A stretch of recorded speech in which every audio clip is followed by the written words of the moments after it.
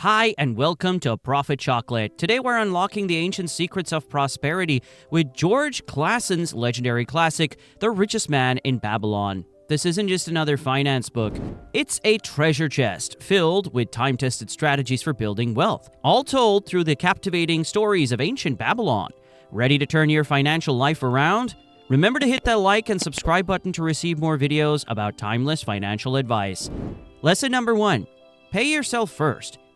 Our first stop in Babylon is the story of Arkad, a man who started with nothing and became the richest man in the city. How did he do it? By following a principle so powerful, it echoed through generations. Pay yourself first. Picture this. A young scribe named Arkad, earning just a modest living, makes a decision that would change his life forever. He commits to saving 1/10 of every coin he earns. At first, it doesn't seem like much, a mere trickle of savings. But over time, that trickle turns into a river of gold. Arkad's wealth grows because he consistently pays himself first, and soon enough his money starts working for him. Here's an example. Arkad's friend Bansir, a chariot builder, complains that he works hard but has nothing to show for it. Arkad advises him to start setting aside just 1/10 of his earnings. At first, Bansir struggles, like many of us do when trying to save. But he persists.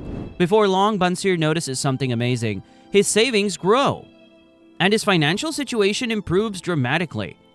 So let's turn this into action. What's one thing you can do today? Set up an automatic transfer from your checking to your savings account right after payday. Start small if you have to, but get that habit going. Remember, it's not about the amount, it's about the consistency. Lesson number 2. Control your expenses. Next, we meet Algamish, a wealthy money lender who shares some tough love with a young Arkad. One day, Arkad asks Algamish for advice on how to build wealth. Algamish's response? Control your expenses. He tells Arkad that most people mistake desires for necessities, leading them to spend every coin they earn. To drive the point home, Algamish gives Arkad a challenge. Save 1/10 of his income for a year and bring it back to him. If he does, Algamish will teach him the secrets of making money work for him. Arkad rises to the challenge, and here's where the magic happens. He learns to distinguish between wants and needs. He cuts back on unnecessary spending and realizes that living within his means is not only possible, it's empowering. A year later, Arkad proudly presents his savings to Algamish, and in return, Algamish teaches him how to invest wisely, setting Arkad on the path to true wealth. Now, let's bring this home. What's one expense you can cut today? Maybe it's that daily coffee run or those late-night online shopping sprees. The key is to start recognizing where your money is leaking and plug those holes. Lesson number 3, the 5 laws of riches. Here's where Babylon's wisdom gets supercharged. The 5 laws of gold. These laws are the bedrock of Arkad's success, and they hold the keys to making your money work for you. Let's break them down. Law number 1. Gold comes gladly to those who save at least 1/10 of their earnings. We've talked about this. Pay yourself first. Law number 2. Gold labors diligently and multiplies for the wise owner who finds profitable employment for it.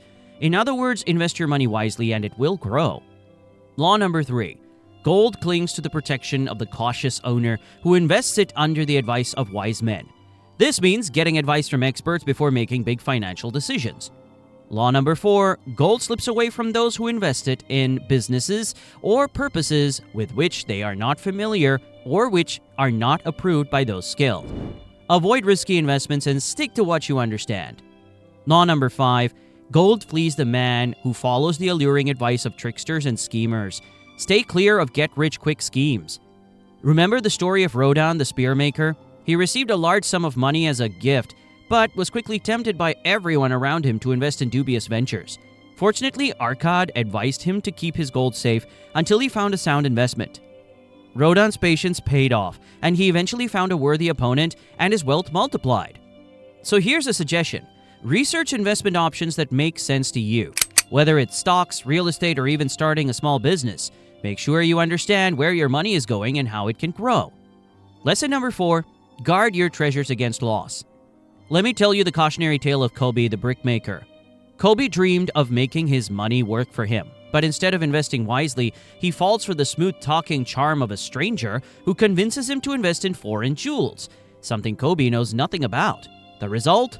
Kobe loses everything. This is a classic example of the principle to guard your treasures against loss. Arcot teaches us that while it's important to invest, it's even more crucial to do so with caution and knowledge.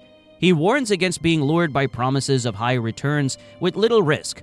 If it sounds too good to be true, it probably is. To apply this in your own life, always ask yourself, do I understand this investment? Have I sought advice from someone who knows more than I do? If the answer is no, then George Clason recommends stepping back and protecting your hard-earned money. Lesson number 5. The benefits of home ownership.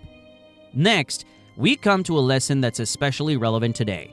Make of thy dwelling a profitable investment. In the book, Arcot advises people to own their homes rather than rent, arguing that home ownership brings both financial and emotional stability. When you rent, your money is gone as soon as you hand it over to your landlord. But when you own your home, every payment builds equity, meaning you're actually investing in your own wealth. Plus, as property value increases over time, your investment grows. But remember Shadunada, the slave who became a successful merchant? He started with nothing. But through wise decisions, including owning his home, he built a prosperous life.